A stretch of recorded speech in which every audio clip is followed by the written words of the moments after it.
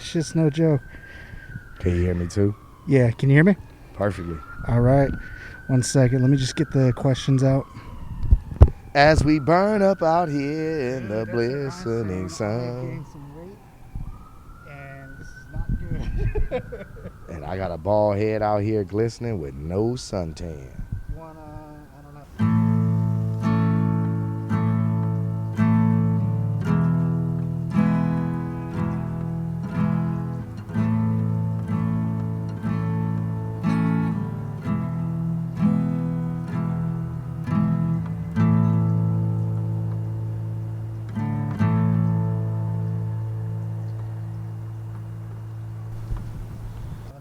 Well, without further ado, I'm out here in Riverside in my old comedy stomping grounds, my original comedy stomping grounds, and I am accompanied by one of the more, we'll say, infamous characters of the scene. Not for any real bad reason. Marcus knows who he is, though. He likes to talk a lot of shit sometimes. Sometimes he's good at it, sometimes not. But you know what? That's kind of how we met, talking shit, and somehow we've become better friends because of it. It's cool. I appreciate people like Marcus because he's very, very, very honest, almost to a fault. But you don't have to guess like where he stands on an issue. He'll tell you, and that's a good thing. But not to put you on blast or anything. Without further ado, introduce yourself to the people. Yes, Marcus Griffin here. To elaborate on the talking shit, it's not necessarily a talking. It's like, yes, it is talking shit, but I do have an underlining purpose for it. See, I'm the one that's like, hey, let me test you to see who you are, where you at. Granted, who am I? Nobody. You know what I mean? I shouldn't have that. You're Marcus fucking Griffin. Yeah, but I in my head, that's exactly, you're absolutely right. In my world, I'm Marcus fucking Griffin. So it's really out of love that I fuck with people, because if I can't fuck with you, that means I can't be friends with you. And I don't really waste time when it comes to friendships. I'm either going to know from the bat if we're going to get along or if we're not. That's who I am. I'm genuine in that sense, and I'm glad that through whatever process, Danny Franc and I have molded a friendship, because we've had our months where we don't speak, you know, and then we've had, you know, I will say this, I appreciate Danny Franc because during these COVID times, he's seen how my posts have changed, somewhat of humility, somewhat of seeming like compassion, and not just a mainly, just not so much me being abrasive. And he's like, hey, you know what, you've changed a lot. And I appreciate him for seeing that, because sometimes it's the strangers that can see things in you that your own friends and family can't. So in the talking shit realm, I'm glad I did talk shit to Danny, so that we can now have peace. Exactly. In a weird way, it was necessary, because at least I needed to realize this guy's the real deal. He is keeping it real. Definitely. Yeah, no, man. And like, it has been cool to actually see and notice that you are a little bit more at peace, for lack of a better term. It seems like I could definitely tell that you're reading more about like compassion and Buddhism, and we'll get into it a little bit. But yeah, I'm not turning into no monk. Not yet. Not yet. I don't know, man. The further I dive into chapters and whatnot, like there's this chapter on, like, to give this simple breakdown, there's this chapter, like, you know, as you dig further in the book, like first, you know, it has its process. First is getting to understand you. First is trying to get you to understand what the religion is asking of you and what you should ask for yourself. And then it goes into further practices of really getting to know what it is of nature. That's why you should preserve yourself as much as possible and your peace. And so it dived into the chapter of sexuality. And it was kind of like, you know, on them. I don't know if they've taken a vow of celibacy. I try to be celibate, try to get to know me, because I've jumped from relationship to relationship, you know, just off the fear of being alone. And so it's saying, when you really break it down and you want to be intimate with somebody, like it's pretty much was saying the human body of flesh, because they're all about the spirit and preserving the spirit. The human body of flesh is really a nasty, muddy organism.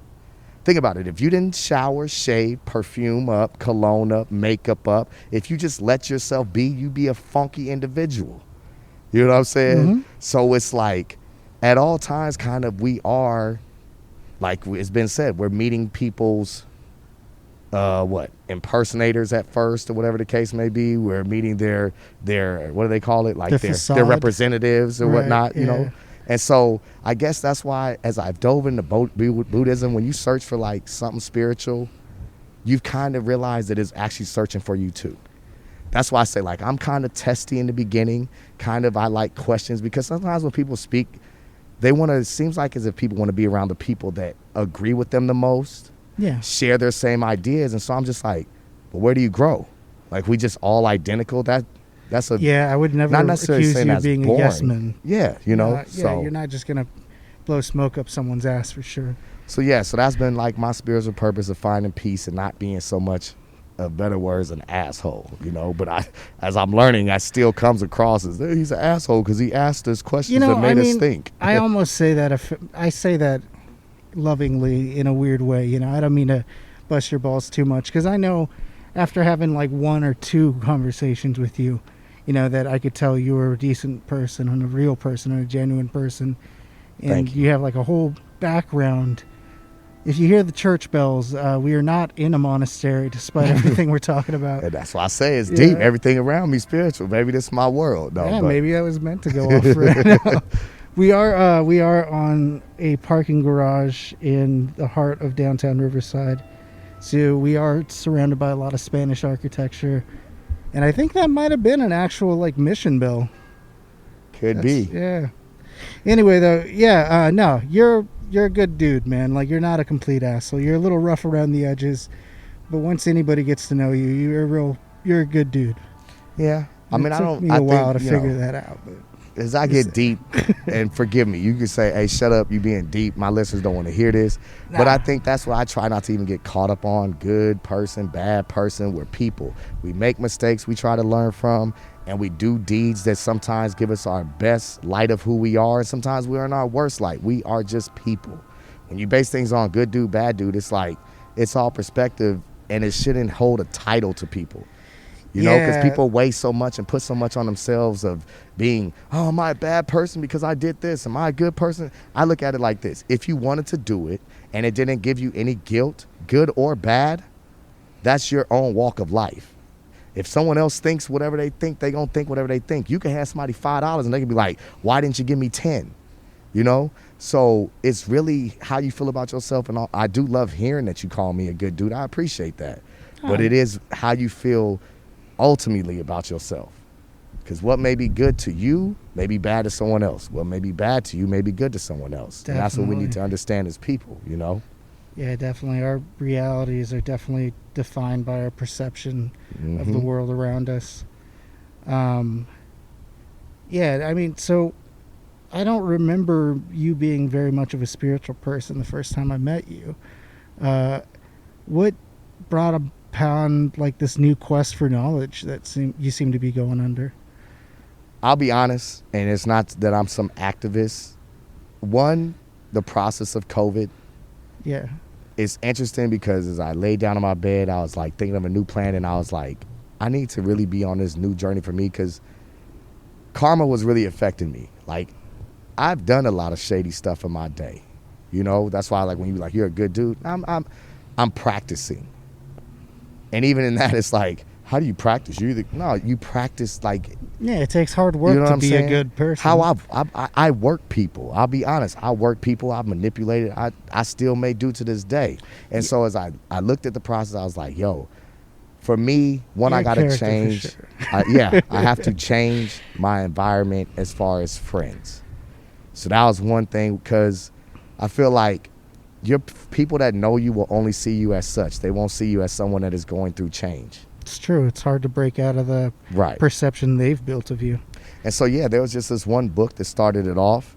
I think it was by like David Eckhart or something like that. Eckhart. Anyway. Oh, Eckhart Tolle. Nah, it wasn't Tolle. It was David at first. Okay. I think so. So anyway, it was The Power of Now. And he was just talking about, his meditation, his being enlightened, his, just his processes. And in that book, like lately what I do now, like if I'm reading a book, I look at other titles, other subjects in a book and go from there. So like my constant routine, so first it was COVID that made me decide since we're going to be alone, let me be alone to better myself and get to know myself more. And then secondly, the George Floyd incident just set me off. Yeah, it's pretty hard to ignore. You It know, really is.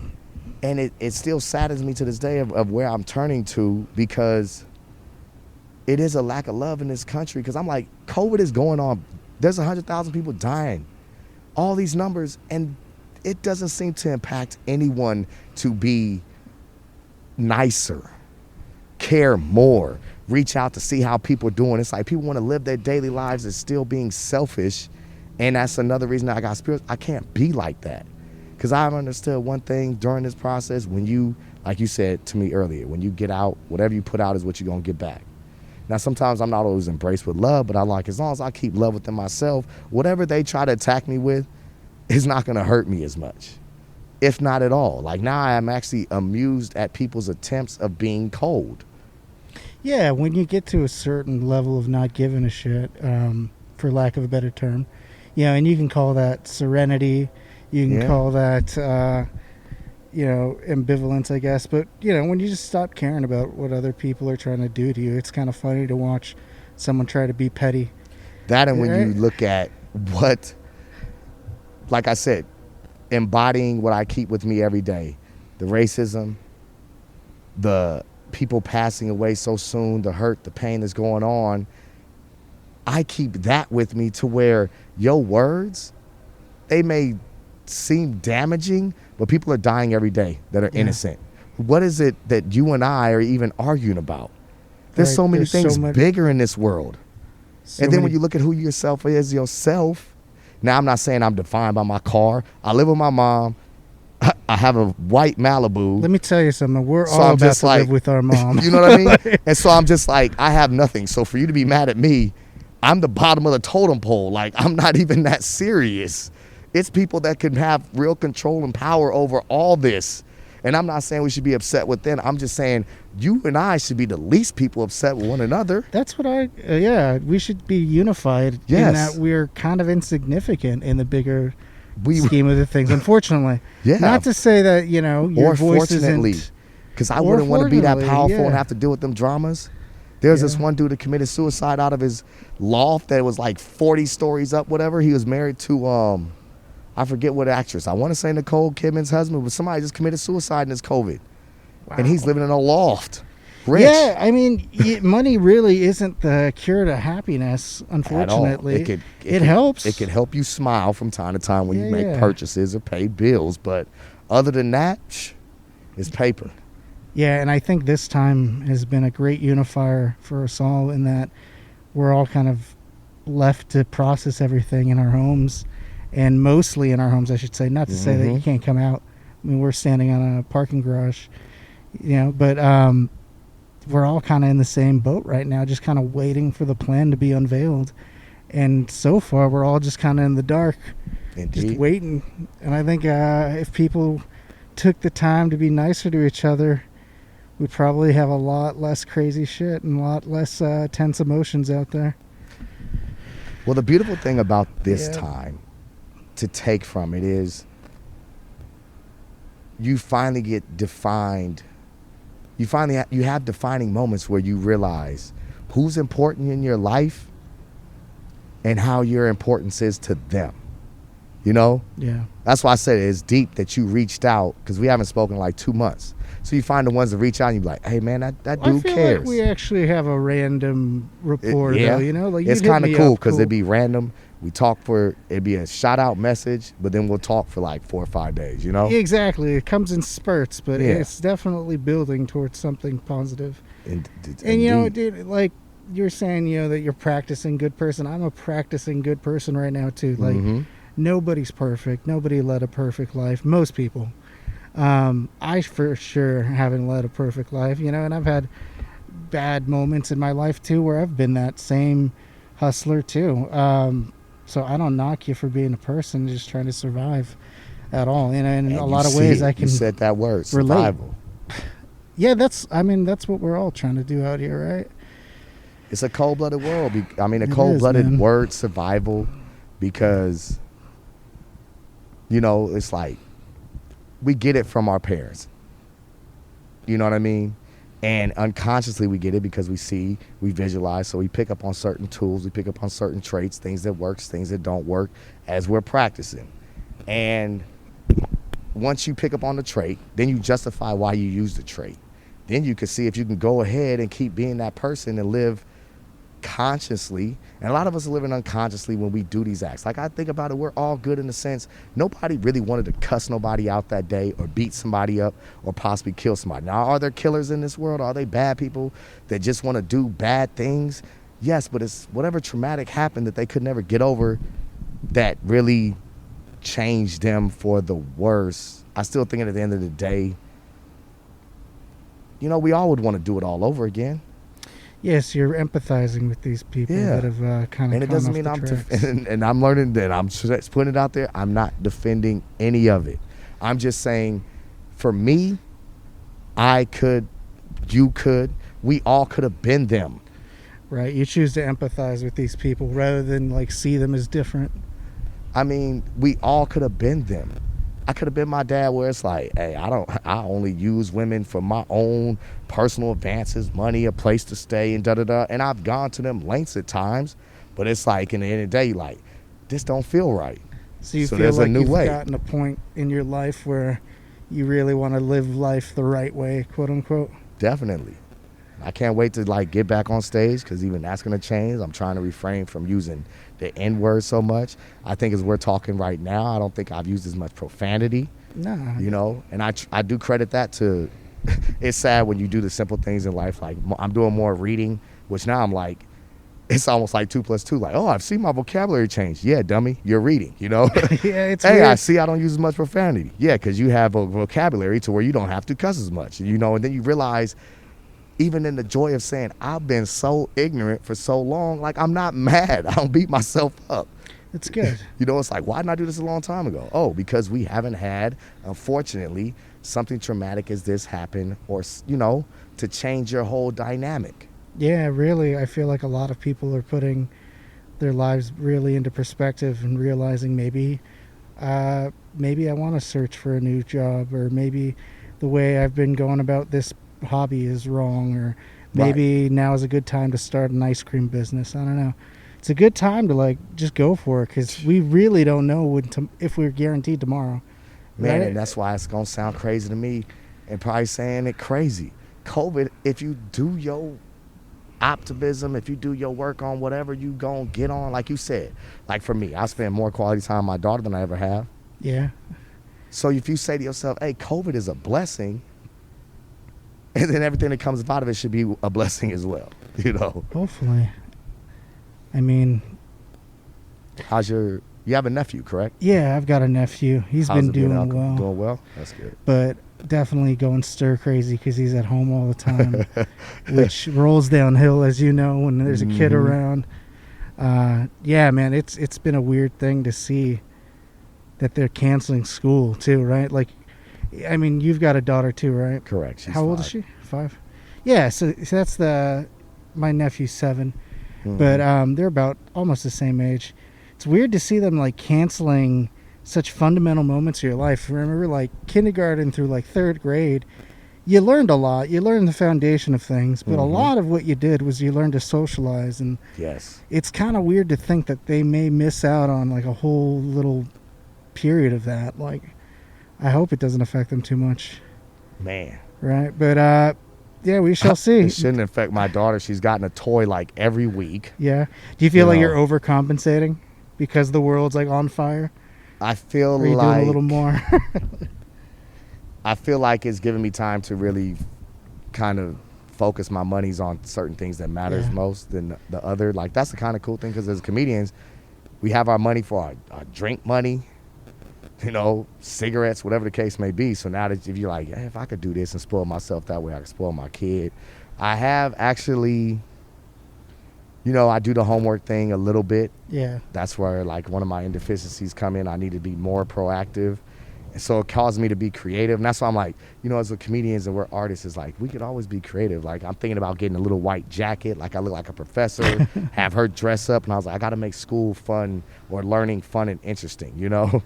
Well, dude, it sounds like you're in a good point in your life to make those changes, and maybe it's highlights every day. Yeah, dude. I still cuss people out. Whatever, but right now you're not, and that's all that matters. Yeah. I don't know. But Where did you grow up, man? Like, were you always from out here in Riverside? Not at all. So born West LA. Lived a little in Van Nuys. I really grew up in a little city town called Monrovia.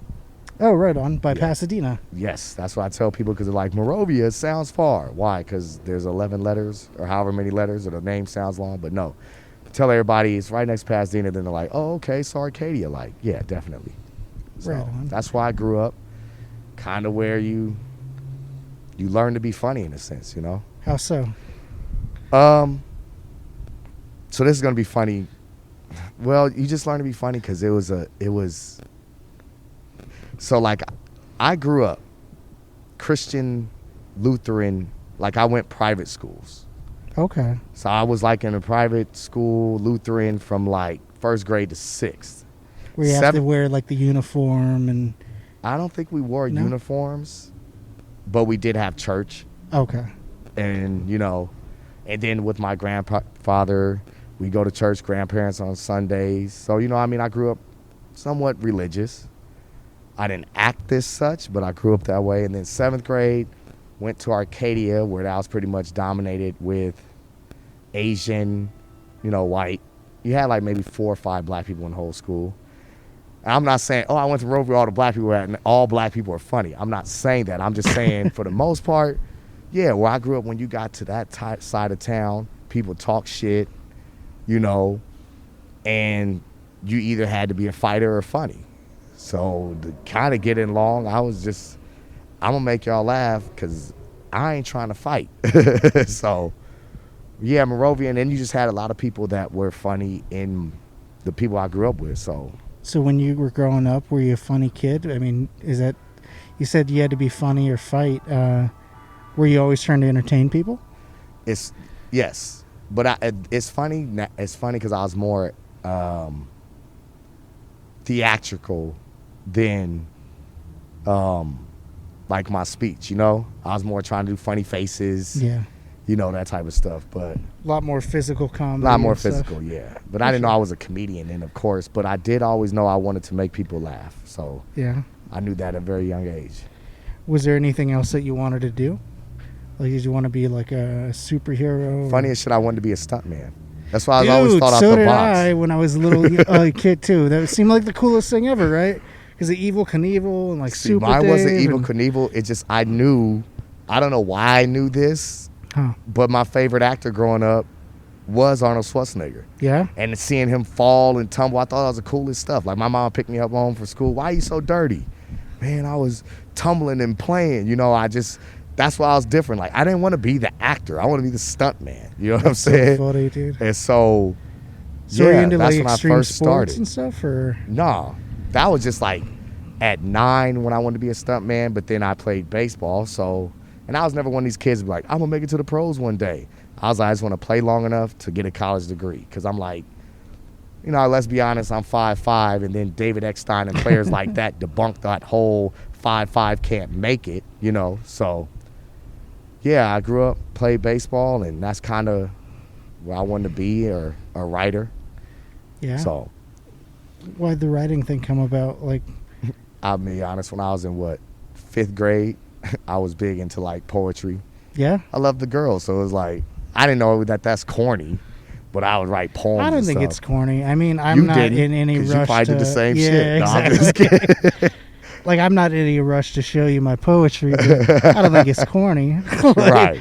No, yeah. That's funny, man. So you knew early on that was something that you always enjoyed and kind of excelled at, I imagine? Yeah, I did. I mean, it was funny because I actually did spoken word before I ever did comedy. Yeah. When I went to Rio Hondo College, there was like this poetry competition, and so I read my poem up in there. So it did well. I mean, claps. I didn't win, you know. Hey, dude. But the journey is the destination. So. Or how's that go? So that's kind of what I think about on COVID too, is getting back and finding poems that I've already written and try to revise them. I'm also working on, I say my vision for it is a book, but more so I just hope my daughter is left with kind of carrying on a legacy. that I'm trying to not necessarily start. I know that sounds crazy to say, but I want her to know my father. So her father. So I actually bought a journal, and one of the first things I've been writing about is her mother and I's, love story in a sense, because one day it's messed up. You never think your kid's gonna ask, but they are. Yeah. But she asked me at 5, like, how come you and mom aren't together? And that hits you because you're like, wow, you ain't supposed to put me on the spot. put me on the spot, and you 5, But so go watch Blue's Clues. No. Yeah, so like I'm writing to my daughter as if like I'm kind of not gonna be in your life, your whole life. You know what I'm saying? That's kind of a crazy thing to leave So it behind. makes you That's get a in good touch thing, with though. feelings and emotions, and it's like something I really want to like really have a somewhat kind of a catalog of. So on her 16th birthday, she could be like, what's this present if I'm not around, or whatever the case may be, and bam, she can read it, and then maybe she'll want to do that for her kids and then their kids, and that's how you can carry on a legacy of who we are to give our lives still the existence that we're here. Everybody thinks you got to be on some, whatever your legacy is, what I'm trying to say. So I'm like, maybe she could publish this into a story and get all the money out of that, because I'll be honest, I don't know with life the way it's going, I don't know if I'm going to leave her 20 grand to go to college, 40 grand behind. I can just leave her my love and my words, I think that actually has more value to it than the money, man, especially if you play it out long enough. Stuff like this happens again, like I'd much rather have the memories and deep actual words of like my loved ones and like my father than a bag of cash that's maybe worth nothing. I don't know. We'll see. You're going to blow that. Yeah. But if you really care about things, you're going to treasure the other. You should probably, I don't know, Danny, I'm ready. Hey, bring out one of your poems, man. Come on, just say it. We're all deep, man. You know what I mean? Forget COVID. Take these masks off. Let's hug it out. No, I'm just kidding. But no, yeah. Do you feel like you're going to die soon or something? I feel like you're coming at this from like a point where you're feeling like you don't know when you're going to go. But it seems like... I mean, we all are, but I feel like I've George... gotten quite sick. There's a time I had like a high fever, so I just think about these things in the moment of like, it's kind of crazy. Did you get COVID, do you think? Nah, because it was negative. Okay. They stuck that tube in my nose. That was negative, but then they're like, you tested positive for cocaine. I was like, how'd that get up there? But anyway. I didn't ask your opinion. No.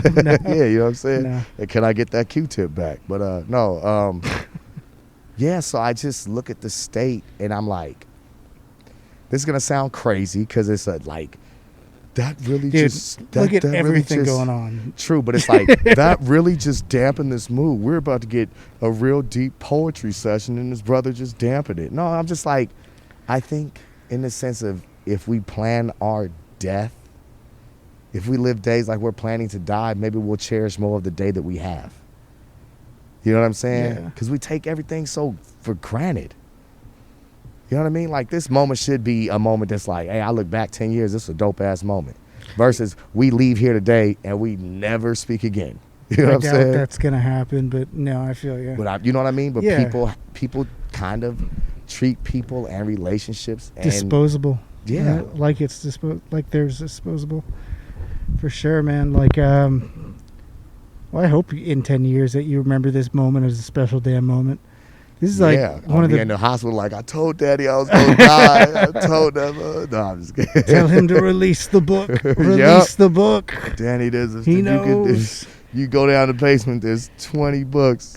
Also tell him his poetry was whack. No, man.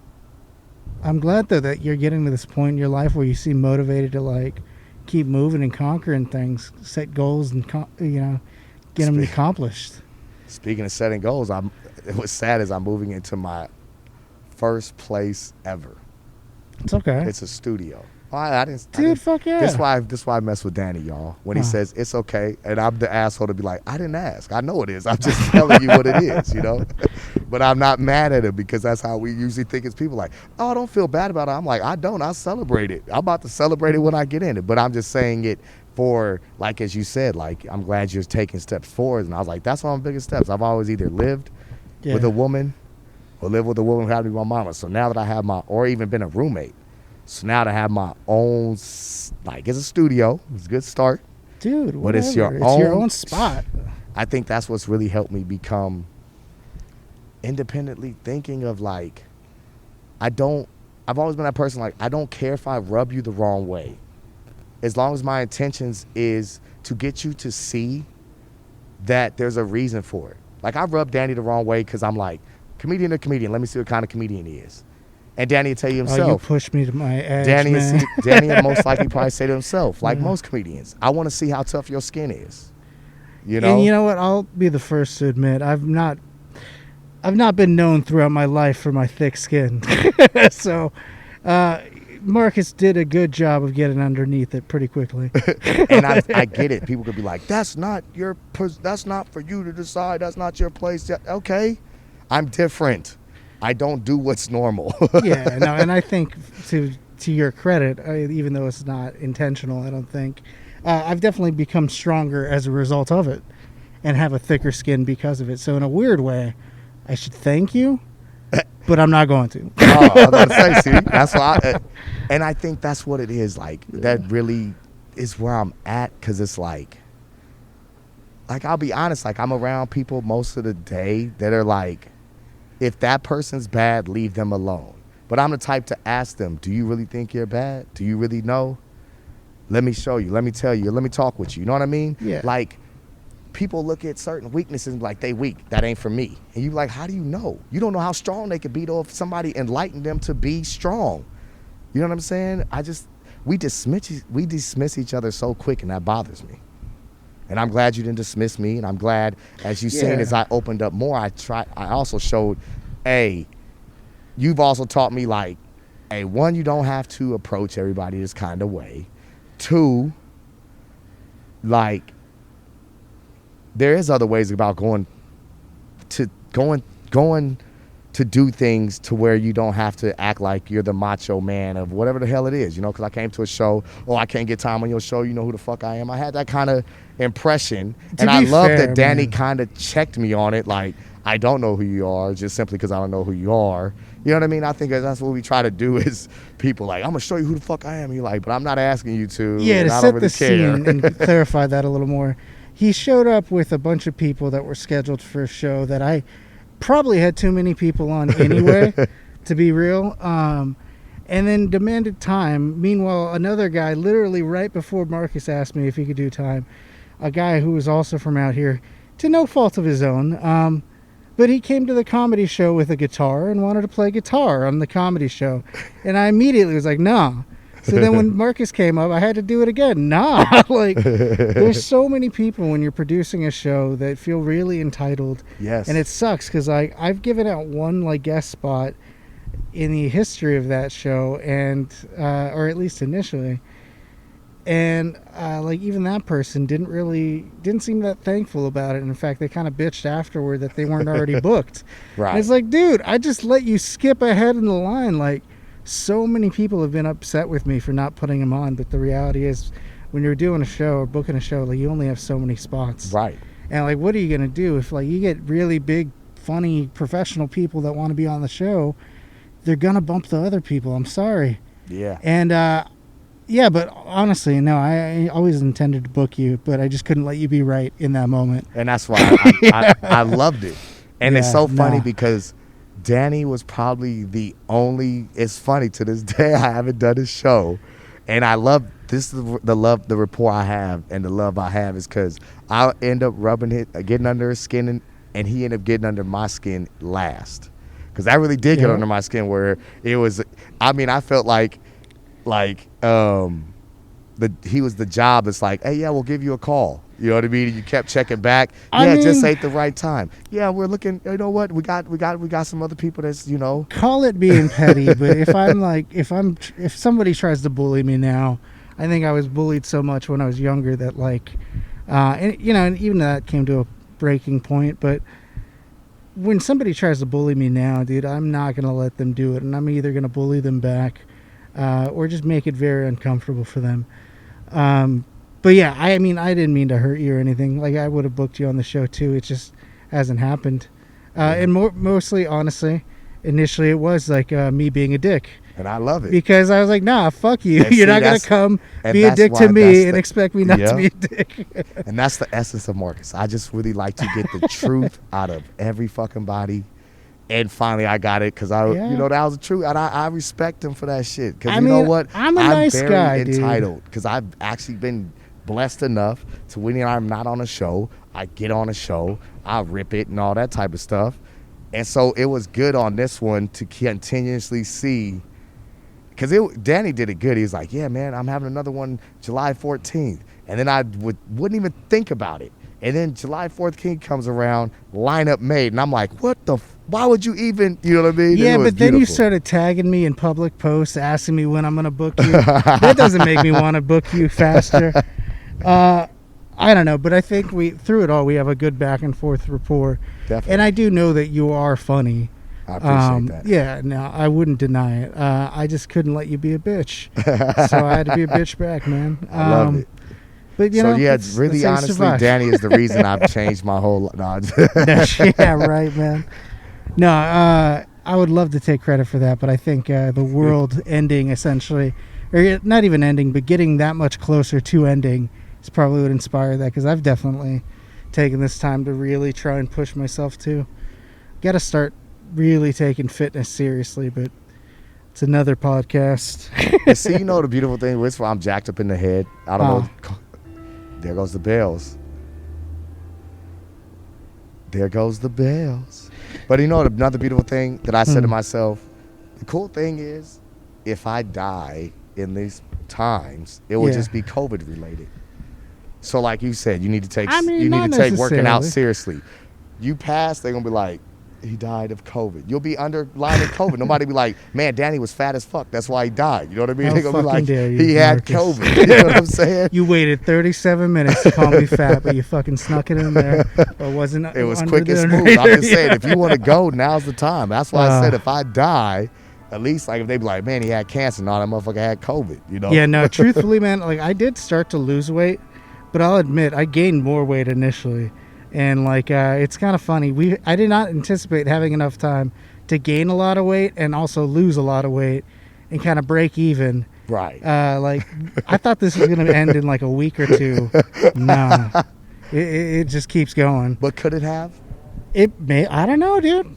No, I don't think so. Looking back on it. Because in the perfect world, I said to myself, okay, what could have been done is we pull from the resources of the higher ups, the powers, their billions, and we tell everybody, don't go to work. We'll give you a stipend. We'll give you food. We'll bring our army tanks to deliver you groceries or whatever the case to keep everybody in the house. But then, Prefer your groceries delivered by tanks. Yeah. just saying, you want tanks Yeah. on the street? But then No. I'm saying to myself, okay, if they do that, they probably would have saved a lot of heartache, a lot of time.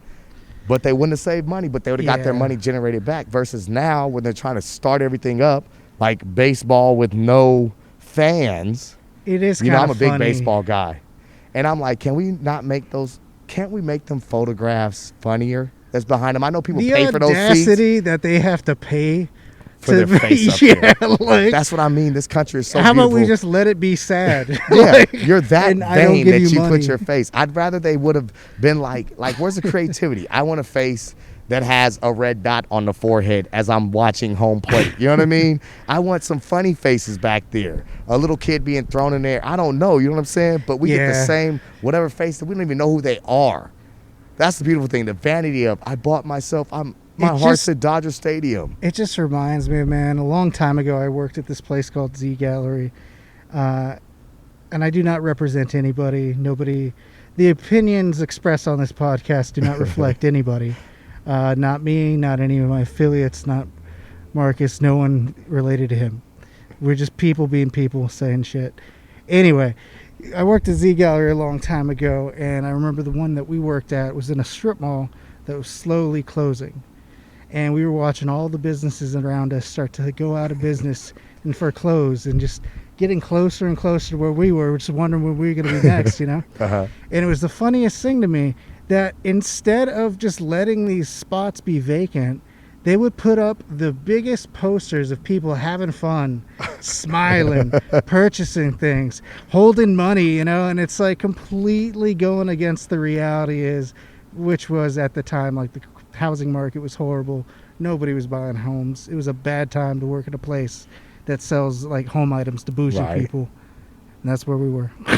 But yeah, I don't know, man. It's it definitely feels like this could have been managed a little bit differently and probably better.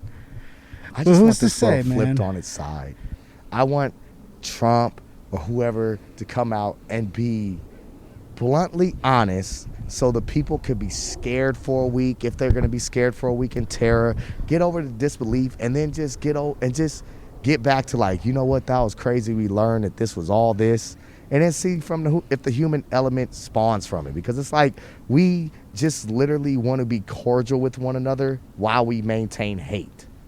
Yeah. You know? And I'm like, hey, tell me, get your hate out to see if you really do hate me or you hate the way you think about me or whatever hate that you have Right, or is with this the anyone. result of- Let's get all this out.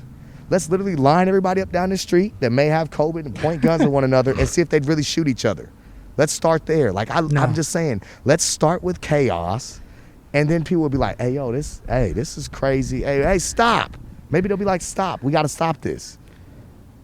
You know, Hopefully, but I don't know, man. Gang instead of being wars and blind stuff. to it. That is the thing that I'll say that's really good and really important about everything that's happened with the George Floyd protests and Breonna Taylor and everything around it, is that, and maybe this wouldn't have happened if we weren't on lockdown because of COVID, you know, but I feel like it just exposed enough injustice that people couldn't help but not stand up. Yeah. You know, and there were cops out there taking knees too because it was just so undignified to kill somebody that way, and there really is no better way of putting, or no other way of putting it, because it seemed like a very deliberate act, you know. And that guy, that one really bad cop, doesn't necessarily speak for all cops, but the action, I think, just triggered just decades and decades of injustice that have gone unchecked, and people finally reached a boiling point, maybe. And it's good that we got it all out there, because maybe this is what we need in order to get to that point where we can chill out again. Yeah. Yeah, I can't even It's say been why that crazy, one though. hit me different. Because we've seen the shootings before and we've seen racism, like we've seen the injustice before, but that one, it was just like, So to see him, inhumane. watch him, yeah, like you said, drain his life from him. It's like crazy to say. I'd rather you have shot him, because then you know, like, yo, that's gonna be instant death. But you know, at any time, anybody could have tapped the cop on the shoulder. The other cop could have pushed him off. Hell, a civilian could have rushed him. Who the hell knows? You know, at any time he could have got up and he could have lived. But you chose that to literally drain his life from him. That was just like, that just touched me to where it's like, man, we gotta stop this. Not saying I'm on some frontline stuff. My new way of helping as far as my community, as far as black community, is I try to support financially black comedians that I know by funding whatever they got. I bought 3 shirts from one gentleman, you know, stuff like that, to where at least I could generate some type of resource to whatever help that they may need, you know. I think small actions add up, yeah. Because I'm like, going to protests with all them people down in LA and all that, that's beautiful to say you're a part of something. I get that, and you believe in it. But I was like, yeah, I ain't with the crowds. Yeah, not trying That'll to just catch make anything, me right? angry. You know what I mean? I ain't Yeah. a crowd person, so, but. See, and that's the thing. That's the beauty of America, is in theory we're all allowed to kind of express ourselves how we see fit. Yes. And that was what was cool is, you know, like I went to a protest too, and it was cool to see that it's not just one type of person at all. And that's, you know, the whole movement of people speaking up against like the cruel and unusual punishment and killing of people, especially black people. You know, it wasn't orchestrated by any one race or any one ethnicity or any one background or any one archetype of person. Mm-hmm. It's people of all different colors and backgrounds and faiths and denominations and sexualities and whatever Right. walks of life that, you know, stood up and said, no, this isn't right and this isn't okay. And maybe, you know, we're getting back to a point where the people are going to start demanding that their voices be heard a little more. Because for a while it feels like, and I don't mean to get on my soapbox and talk politics and stuff, because I'm definitely not very smart. I'll say that right now. Stop Kind of that. an idiot. You're very smart because you're already choosing your words wisely. Exactly. So I'm not trying to set myself up. you're But already conscious of the fact that you're just trying to be careful in what you say. yeah, so I'm a representative of assholes out there. So keep that in mind. But Well, I mean, because you know what? I might be stepping out of line. I didn't mean to interrupt. No. But I think I expected what you I'm to. trying to trust, everybody does. I'm I'm just trying to say, I think it is one of those where you might be going is like, yo, I have a simplistic view of this. It's not going to be political or touch on it because I don't know much about it, but it's simplistic. But so I'm interested to hear the view. I kind of lost my point, to be honest, at this point. But yeah, I mean, it's a very simple statement, is that there's definitely a better way of handling things, and we need to remember to treat each other as equal human beings with the same right to try and live a good, just life as any other person. And like, if you have weird issues with hate, I guess be vocal about it so we can talk it out. Because I'd rather do that and have awkward conversations around the clock than see people dying in the streets unjustly. Exactly. But yeah, man, it is. Dave Chappelle was really the first comedian I can remember really bringing it to light in a beautiful, prolific way that racism still existed for, and I feel like there was a period of time where it was kind of hidden in the background a lot more, but not anymore. It's back up in front. Not at all. I guess it's better that we deal with it now than let it fester underneath the skin. Yeah. And you said it. I watched that 8 minutes and 46 seconds and paused it a couple times. It's tough. And then I said to myself, yo, that's brilliant of him because during this process, these times of us being like, I'm an essential worker, so I go to work every day still. But in these times, I was like, I'm not mad that I'm not doing comedy because I can't really, it's not necessarily find something funny to say. Yeah. It's like in these times, I don't want to be funny, if that makes sense. Like, I want to be honest on a feeling level. And if people laugh, that's great. But I'm like, these times I want them to be just sentimental because it's something about, I just feel like we this is another thing where we're going to look at as like our day-to-day.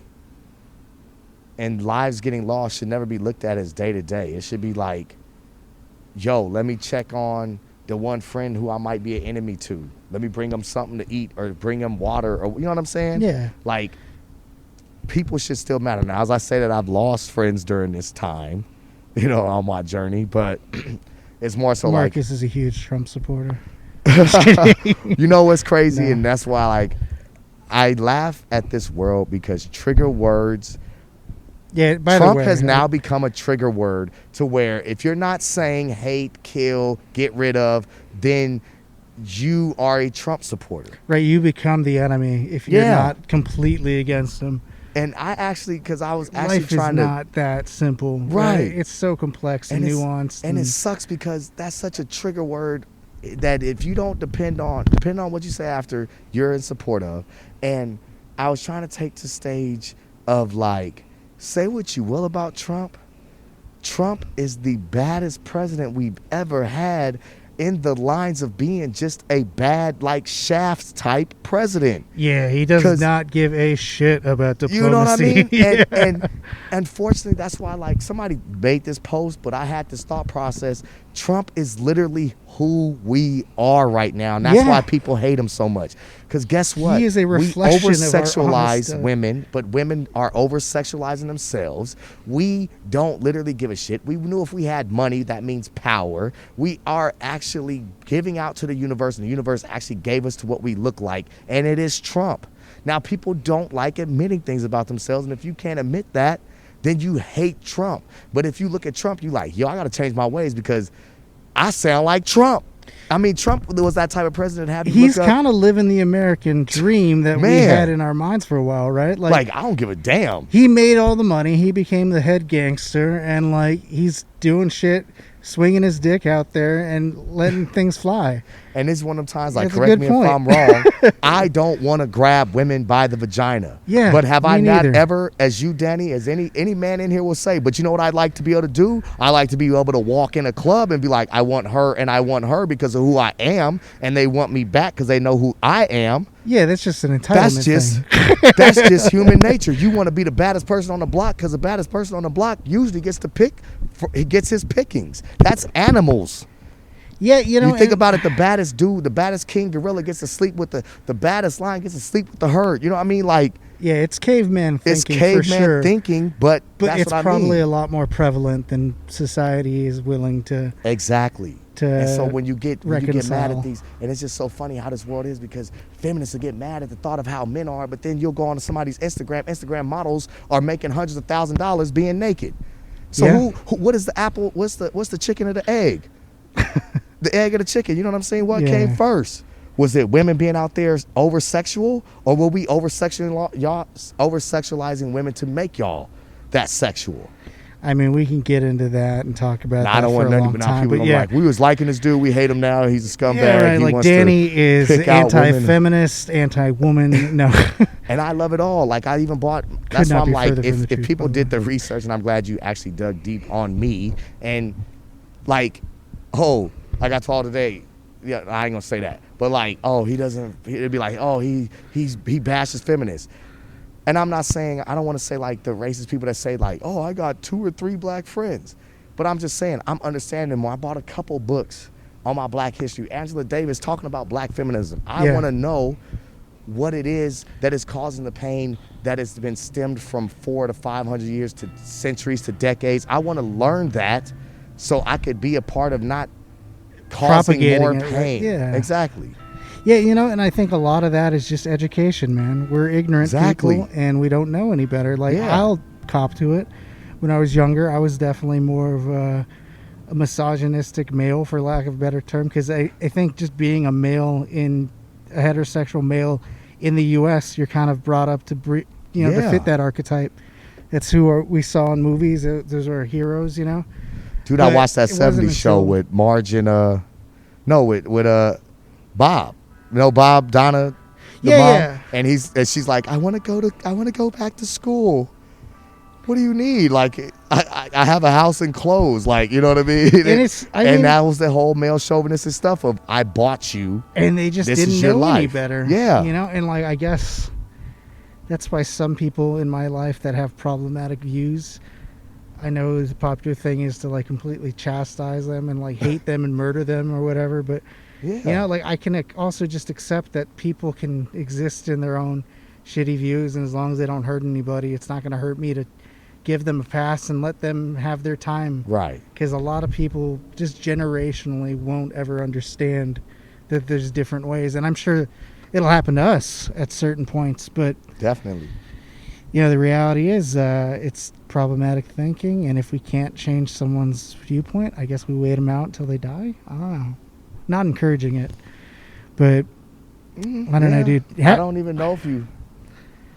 Having more conversations It will like this. change. It's more so like, you have to, in my opinion, you have to have faith that it's changing by themselves. Yeah. Meaning they're by themselves, at least maybe thinking, and you may never see the change. But if you envision that you have said what you have said and been the best you that day, then there is change. Right. Oh, and that kind of brings me back to the point that I didn't really make, is that, when I was younger, I definitely viewed women in more of an objectifying kind of way.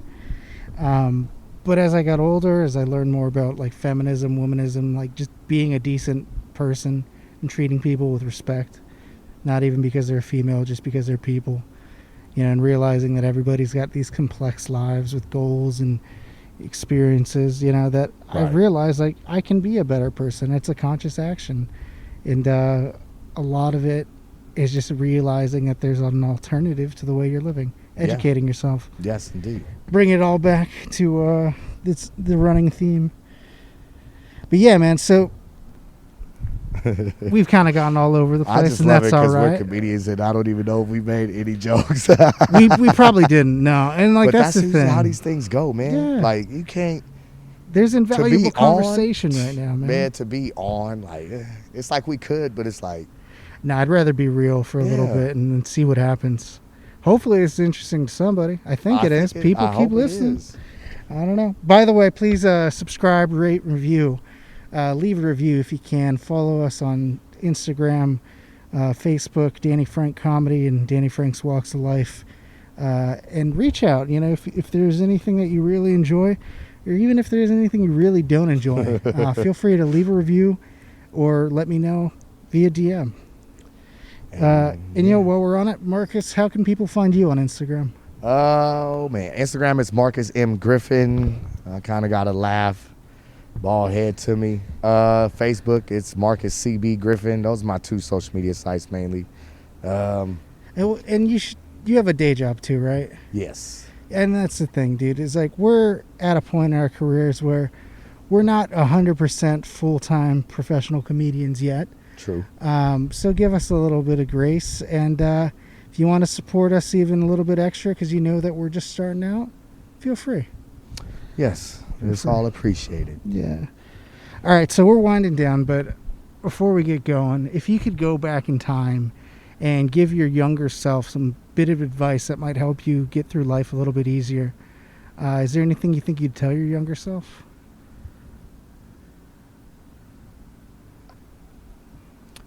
Be quiet. I think that's what I'd say. Because everybody, I get hit with a lot of like, I wish I showed humility, but just to shut the fuck up. And that's why I bluntly said just shut the fuck up, because, no one needs to know who you are, what you do, how bad you are, how good you are. Just live. Just live, shut the fuck up. I think that's be my main thing right there. Real talk. Yeah. And I will say it just like that. Hope he gets scared. He just learns. So like when people are talking, is just shut the fuck up, because you're listening then. If you could give some advice to people in general, at large, that might help them in their journey, does anything come to mind? What's sad is, it's not sad, it's corny. But it's not corny, it's real. One of the books I read was Common, the rapper Common. He had a book that said, "Let love be the last word." And I really think, and I'm not, like I said, I'm practicing. I think if we keep love at the forefront of all that we do, as hard as it may be, it changes things. Like, I mean, it sounds simple and it sounds from Bible terms, and I'm not, as I'm getting into other, the spirituality of what I'm getting into, I'm not trying to debunk the Bible, say it's the greatest book on the planet, but it does have that message of love thy enemies. And I look at it, when you do that, when you literally be like, because we've all done wrong to people, and we've all been done wrong. And sometimes we hold on to both. Whereas if we love one another more, what they do in spite of to try to piss you off or get under your skin, if you love them, it'd be like with your kid. You know what I mean? Like your kid one day, I'm pretty sure my daughter gonna come to me and be like, "I hate you, Daddy," and then you gonna laugh like, "You can't hate me. You know how much love I have for you? You hate me. You gonna come and talk to me in 5 minutes." Exactly. You know what I mean? Like Yeah. if you looked at people from, if you looked at people from that innocence, then you won't be so hard on yourself, like in the sense of, what did I do to make them feel that way? You didn't do anything to them. You love them. You choose to constantly love people. So right there, you don't have to put blame on, why would they come at me like this? Why don't they? It's because they dealing with their own stuff. And that's when you take a step back and be like, all right, I'm going to let you deal with that. And this is a prime example. Like I had a conversation with a woman the other day, and like I said, I know I rub people the wrong way because I don't necessarily hold my tongue. What I'm trying to do now is choose my words wiser and actually have kid gloves when I say it. And even in that sense, that person got mad, got upset, did the whole F you do, you need to know how to talk to people, blah, blah, blah, all this type of shit. And I paused. I'm sorry you feel that way. I didn't mean to diminish this. Out of love. Pause. To where that person sat back and was like, you know what, I'm sorry, that did touch me, da-da-da. You know what I mean? So I think if people just don't embrace that with the anger and hate, they would get turned around. That person would come to them and be like, hey, you know what? You were just trying to be there for me. Like, I apologize. And I think that would kind of change. In my crazy faith-driven self, that would change the world. If everybody just did that little acts of like, what you did didn't bother me. You didn't put your hands on me. You didn't kill me. You didn't touch none of my family. You were just upset because I was honest. That's fine. You could be upset. This might be the first time you've been hearing some honest shit. I don't know. You know what I mean? But yeah, just that right there. Let love be the last words as we are on Love here. and honesty, right? Those are the two most I important. got love for Danny as I'm standing in this heat. I'm sure I got third-degree burns. I'm No sorry, one man. ever confused me for being mixed for a while. So Yeah, it's funny, man. If I take my mask off and stand in the sun too, you'll see I get tan pretty quickly. yeah. And then I become a different version of myself to be hated. No. All right, man. Well, I really got to thank you for coming out and standing in the heat with me amongst all the church bells and Labor all of that, love, man. brother. Yeah, no, and it's good getting to really talk to you and get to know the Likewise. real Marcus. Before Well, we you get to know him going, now. Before I'd have been like, what the fuck you got me in this heat, motherfucker? You know who I am? Shit, I'm Marcus fucking Griffin. You didn't bring but no now I'll goddamn talk a beverage little and bit of shit back. Yeah, that's true. You know, I also don't give a fuck. Yeah. No. All right, man. Before we get going, though, is there any closing words, quotes, books you think people should check out? Anything you want to promote? I know comedy's kind of on the hold right now. I mean, if you want to get educated, there's this. It's like pretty much a touch up on history. It's this book, Stamped from the Beginning. It's by I can't quote the author. I don't know who the author is. It's Stamped from the Beginning. It kind of just gives the whole history on racism, slavery. You know, because a lot of people think that it's 400 years ago. Nah, some of it was like in 1960. Some we're not that far off No, it's from like where 3 generations. hate has left off. Yeah. We're not Almost. far from where hate is left off, you know? And so that's why I've really retouched up on that. So as far as, I mean, I'm not trying to, The Power of Now, I would just get that book because it discusses depression, discusses ways to get out of it. It discusses, what it really discusses and what I love about like the spiritual journey I'm on is really remaining conscious. Because people want to say stay woke, but no, you have to stay conscious of your words, your actions, because a lot of times people don't realize nastiness is usually a trait that we've seen or someone has done to us that we're incoherently acting out. You know, that's usually often what that hate is. It's like your unconscious just coming out of you because you have whatever energy, whatever anger that you didn't know how to cope with to really process. And so you're unconsciously getting it out and spewing it out on somebody because you wouldn't normally act that way.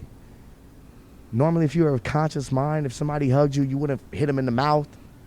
You'd be like, oh, I'm thinking about it. Oh, they're going in for a hug. Let me hug them back, you know? Mm-hmm. So I don't know if that was last words, but yeah, Power of Now, that book, that's about it. Look for one of my books in the future. No. Maybe, man. Maybe. I'm thinking about it. Don't let anything stop you. What man. about you, Danny? What's on your new venture? I want to at least hear about this before. My new venture? Yes. I mean, I know it's this, and congratulations. You're doing well. I'm going to try Thanks, to catch up man. and listen to all the other ones. I mean, life right now is just podcasting, working. I'm working too. Writing a lot, trying to read a lot of books and listen to audiobooks too. A lot of memoirs. Do you do Nook? I don't do Nook. I do have an Audible account and I do have a couple Kindle books. Honestly though, like I kind of like being old school and just holding a book sometimes. Same here. You know what I mean? Just like I still take notes, and I'm like, what am Yeah. I? I mean, that's what I appreciate though, is like you actually want to understand it, Yeah. and then you're willing to look up another book to understand this book. Oh man, that's why it's like diving into this Buddhism. I won't be long. Yeah. It's That's all right. so deep because it's like if you're walking along the path and you got guides along your path, because they have like different spiritual gods. So yeah, taking these notes, I'm like, and then they have like 2 to 3. It seems like 2 to 3 different types of Buddhism based on the region that it's in. Yeah. There's definitely a bunch. Definitely schools of philosophy on it. So then you're like, wow, this is like a real, you know what I mean? If you really want to get into it, you're like, Oh, it's a lifelong journey. Yeah, exactly. Yeah. So that's kind of what I dig about it. But that's good. You're reading. What books are you reading? Well, like I said, I've been reading a lot of memoirs. So like Face the Music, or no, what is it? Behind the Music by Paul Stanley. Okay. Shit, I can't think of it. It's the lead. I don't know why I'm brain farting on this. It's on my phone, but whatever. It's Paul Stanley's memoir, Face of Music. I've read it twice, and then I heard That's what's up. I heard it on audiobook because it's so funny to hear him talk about some of these stories. Like, he's a very professional guy. He was the lead. Well, he's like the founder of Kiss, essentially. Oh, okay. And the front runner, but he's also the rhythm guitarist and the lead singer. And it's funny to hear him talk about these other people he didn't care for. But he's such a professional that he doesn't say it, he just implies it. Like, there's this one Right. guitarist, Vinnie Vincent, that was a complete asshole. And just very egotistical, didn't respect anybody else but himself. And he's like, well, it was like a 2-minute blurb, if that. It's like, all you need to know about Vinnie Vincent, I can sum up in one story. We were all tired, and we've been on the road for a long time. We came into a little town where somebody made us a big bowl of matzo ball soup fresh. And it was the best thing on earth to have after such a long journey on the road by ourselves in the cold. And we all sat there eating our matzo ball soup, and Vinny finished first. And he stood up, let out a loud belch, and dropped his used soup bowl into the giant pot. Oh, That is shit. all you need to know about Vinnie Vincent. I was like, damn, like, this guy is throwing shade, covert, but he did it in such a perfect way. Right. But yeah, man, it doesn't matter. If you guys want to know what else I've checked out or what I'm checking out, feel free to hit me up, and I'll share my mind with you. There's a lot of interesting out there. And if you want to hit up Marcus, hit him up too, because Yeah. I'm sure there's plenty of information. I've been banned you on can give out Facebook there. again for 30 days, so it's going to be a minute, so hit me on It's a Instagram. sign of a free individual. Yeah. All right, man, before we get going, I usually end it with everybody choosing one song that's special or near and dear to them. Does anything come to mind for you? Oh, man. One song, near and dear. As the bells go, I'm like, I was going to be like, Hell's Bells. Ring No, I'm the just, I'm like, see, give me, like, I'm like, I'll go East Genre. You know what's so funny? I listen to gospel in the morning. Yeah? Yep. Did not? I listen to gospel in the morning, and this where you're like, are you really dying? So one song that stands out from that is Going Up Yonder, because I'm a living contradiction. That song is a funeral song, but it's the happiest, seems like the happiest song as you going to another place to meet somebody great. You know what I mean? I've been listening to that. And we look That's at how you R. set up every day. You know, I wake up every day with it. You know what I'm saying? And then if we're going R&B, Well, you can only I always choose like, one, man. I can only well, put you one gotta on the get one in- playlist. one on the playlist. That's why I'll give you the choice. You just got to All work. right. Still, All you know, right. one R&B, I will go Michael Jackson. It was off the Free Willy soundtrack. It was like Hold Me or Will You Be There. Country. Just call my name. Country, I listen to that. So the Keith Urban song, Don't Take the Girl. And then if we had Jesus, I asked for one, you give me 12. to go, hey, then that's 3. If we're going like some punk rock stuff, lately I've been on Pearl Jam's Black. So you got 4 songs right there to choose Very from. prolific punk rock group, Pearl Jam. Are they punk? I don't No. know. What are they? Metal? Heavy no, metal? I mean, Pearl Jam, right? Yeah. It's like grunge. Grunge. See, I don't 90s know era any of grunge, that. I guess. Yeah, so- It's one of those bands that just fell into like alternative rock, I guess. So yeah, choose one to close out. You can do Going Up Yonder. You know what I'm saying? Search that. Hopefully you get some church singing in there. I'm going up yonder. Can you lead us out on a song? Lead like me singing a song? Yeah, why not? Do you Hell know any no, I don't know. songs? I'm not no singer. I I'll mean, lead you out I- on some Boys to Men. I knew you was at the other guy. I just didn't care. You know when he's on the beach?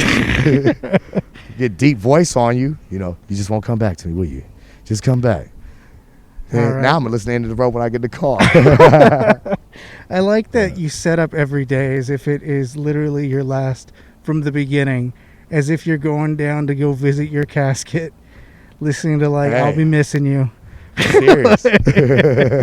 Like, now I can start the day. I'm going to be 70 playing that song. Like, damn. One day I'm going to see him. But, yeah, man. So Today it's been fun. Yeah, Let's get man, out the sun. All right, good talking to you, Marcus. Same. Thank you for coming out. My name All is Danny Franc. This is Marcus Griffin. This is Danny Franc's Walks of Life. Thanks for Have a listening. good day.